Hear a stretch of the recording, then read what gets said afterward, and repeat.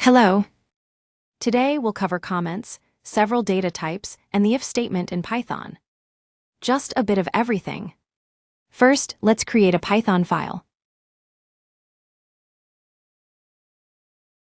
We'll call it index.py as an example. To write a comment that spans just one line, we use the hash symbol, that's the number sign.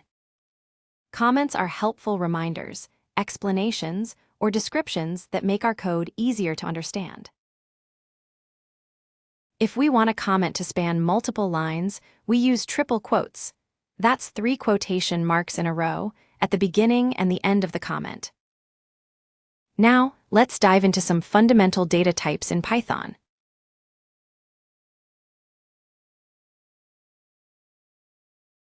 String. This data type represents text, like words or sentences. Strings are enclosed in either single or double quotes. Integer. This is a whole number. It doesn't have a decimal point, like 25, -3, or 42.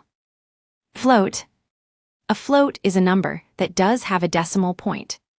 For example, 2.2, -0.5, or 2.0. Boolean. This data type has only 2 possible values, true or false. Booleans are often used when making decisions in your code. Now, let's print the variables we created using the print statement. Next, let's explain what result we get when we divide 2 integers. For example, if we divide 20 by 3, we get 6.67, so our variable z becomes a float. If we want z to return an integer instead, we can explicitly cast the result to int before assigning it to the variable. Now, to explain if statements, let's use the variables we already made. An if-else statement checks a condition. If something is true, Python runs the code inside the if block. If it's not true, it runs the else block instead. We can also reverse the logic and say, if something is not true, do this. Otherwise, if it is true, do something else.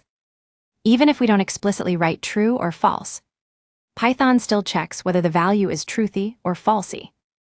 If it's something like 0, false, none, or an empty string, Python treats it as false. Everything else is treated as true. In another example, we're checking whether the value of age divided by index is greater than 10. If age/index 10 asks the question, is the result of age divided by index greater than 10?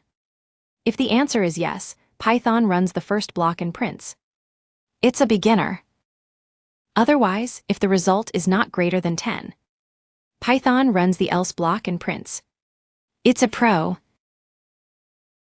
This kind of logic is useful for comparing ratios, scores, or any relationship between 2 values.